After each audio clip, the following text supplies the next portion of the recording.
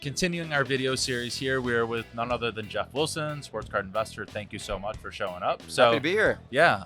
So we are out here at the Mint Collective. Today is day 3. Yes. The final day. This has been a long week. It's been, yeah. Well, I mean, anytime you put a show in Vegas, it's going to be long. Because not only do you have the show during the day, but you got all the nighttime festivities. For sure. It seemed like a lot of people at the show were taking advantage of those nighttime festivities, from what I can tell. Yeah, it was a little slower this morning. It was a little slow this morning. People looked a little tired shuffling in at 9 a.m. this morning when this thing opened up. Correct. So give me your impressions of Mint Collective so far as a show. I think this has been wonderful. Yeah, I'm super excited for this. It's a different type of card show.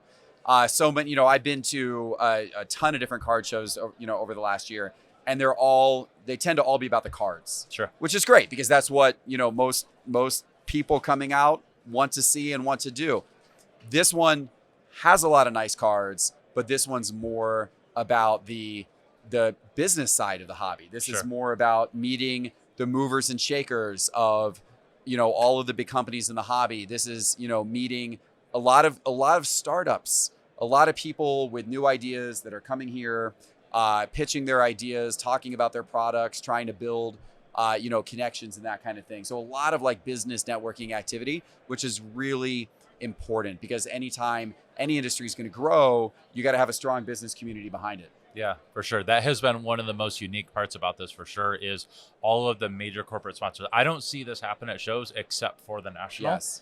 And so this has been really unique. So. Yeah, totally great. I hope it's something that just gets, bigger and better every single year. Cool. So I believe you were on a panel yesterday. Am I correct on that? Okay, yep. Cool. Which panel was that? Yeah, we were talking about how to buy and sell smarter. Okay. And I was with Darren Rovell and Mike from Sports Card Nonsense, Geo. Yep. And Whatnot. Eric from Whatnot was on the panel as well. Gotcha. Okay, so that's definitely in your wheelhouse. It's the way that you built your business, right? Yes. And built your brand. So tell us a little bit about that, kind of the origin story of you in the business.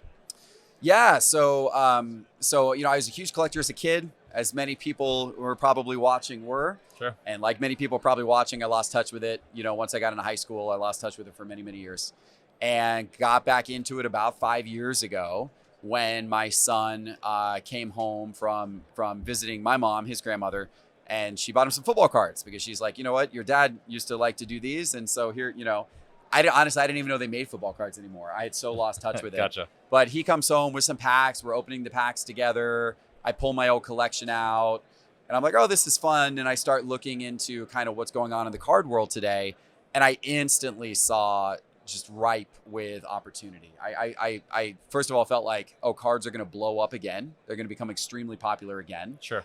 And there's so many things different today than, when I was a kid. You got liquidity, tons of marketplaces, you got grading, just so many differences that make it so much better today.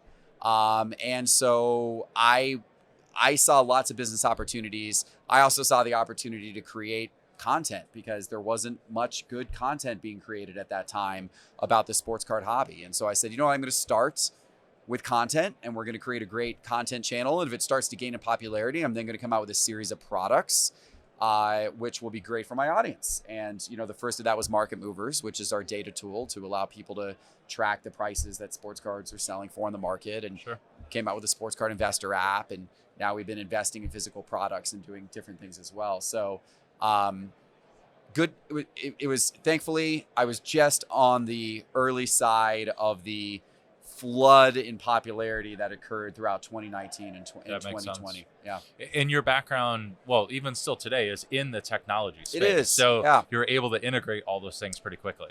Yeah. So I'm a technology investor. I've invested in a number of different tech startups. I have my own agency called 352. 65 people. We do a lot of, tech development for big companies. And so I was able to leverage kind of that background and expertise and bring it into the card market, which very much needed that. It very much needed technology and advancement in a lot of different ways. And so proud to be part of that. Sure. And it feels like it still does. There's still more things I think that can continue to be iterated on. It's going to look totally different 3 years from now, 5 years from now. The marketplaces are going to look totally different. Every aspect of it, I think is going to look completely different because it's just much more high tech, much more frictionless for people to get involved. And of course, that's Fanatics is placing that bet. Fanatics is betting billions of dollars, literally billions of dollars, on the concept that this market is going to grow and grow. And for it to grow, it has to be, it has to have more of an ecosystem that's easy for people to get in, understand, start buying, start selling, understand what different cards are, understand what they're worth. It has to be a frictionless experience. Sure, that makes sense. We've all moved everything that way. I mean, the Amazon model, all those types of things, the less friction we have, the more that we buy, the more that we spend, the more we enjoy. So that's cool. What was your specific goal of coming to the show? Obviously, I understand the panel, but in general, what were you trying to gain out of the show? So every time we go to a card show, we love to capture the event for our audience. So we've been doing vlogging from the show floor. We'll be coming out with those on our Sports Card Investor YouTube channel, as we always do, probably 3 different videos from the show, really just trying to showcase the event and show it to people who maybe weren't able to attend. And then on top of that, for us, it's connections with, hobby leaders, working out potential partnership deals around our various products. And just, looking for investment opportunities and looking for opportunities to work with other smart people to grow the hobby. Sure. Very cool. So sports card grading is one of the biggest things. Yeah. That's, it's boomed while everything has boomed. A lot of new companies come to the market, stuff like that. What is Geoff's opinion on sports card grading in general? Well, I think grading's extremely necessary to the hobby. I think that, for people to be able to buy and transact cards online, you have to understand the quality of the card you're buying. You have to understand there has to be consistency in terms of, you being able to buy a card. It also, by the way, helps also understand the market value, because if you're, the market value of raw cards bounces all over the place based on condition.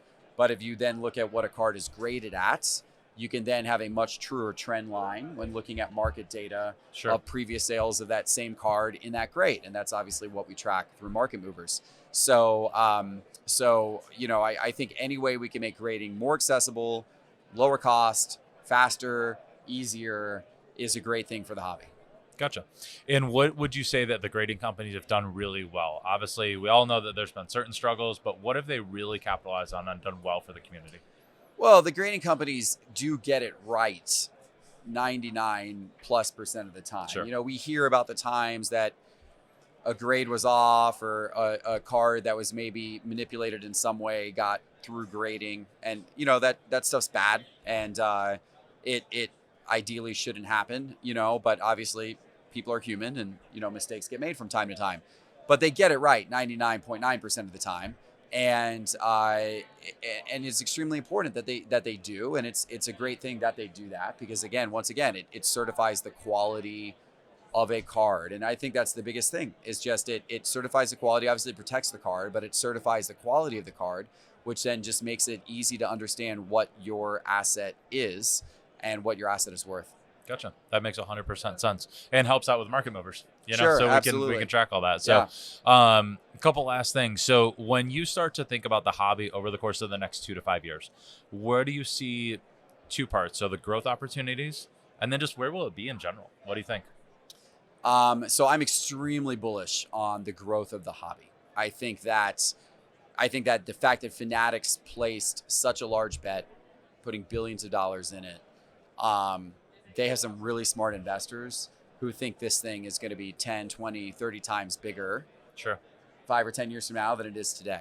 And I think that there's numbers that back that up. For example, yesterday we heard Josh Luber speak and say that Fanatics estimates that 2 to 3 million people, 2 to 3 million, bought or sold a card in the last year. Okay. Fanatics database of, sports apparel merchandise buyers is 80 million. Oh my gosh. Yeah. So you have access, 2 to 3 million buying cards. You've got 80 million in Fanatics marketing database. If they're successful in getting even 10% of their marketing database to buy and sell cards, more than doubled. you've just tripled or quadrupled the market. Yeah. So it doesn't take a whole lot when you think of numbers at that scale. Got it. And that's one of the reasons why I'm so bullish about where this will all go. Sure. What is your impression of NFTs into the sports card marketplace? Has a place, doesn't have a place? Where are you on that? 100%. Yeah. I think, I think digital collecting in general has a place. There's some interesting crossovers. You see some of it at the show, companies that are trying to do interesting things about taking physical cards and tokenizing them to make, the buying and selling or trading of cards easier, using NFTs or various tokens on the blockchain to do that type of thing. I think there's room for physical collecting. I think it's going to continue to thrive. I think there's room for digital collecting as well. And so I think all of that is here to stay, and over time will continue to grow in size and popularity. Do you see market movers eventually tracking digital assets the same way that you do physical 100%. assets? Okay, very cool. 100%. Nice. So I'm sure everyone knows where to find you, but I still want you to always repeat. So where can people find you and your companies? Sure. So Sports Card Investor, if you go onto YouTube, Instagram, TikTok, we're across all the different platforms as Sports Card Investor. And then our website, sportscardinvestor.com, is great to check out. We've got lots of great information on there, price guide, all kinds of stuff. And then that's also where you can link off to market movers if you want a complete collection tracking system and price guide system. Perfect. Well, we appreciate you, Geoff. Thank you for coming out today. Thank you very much. Take care. Take care.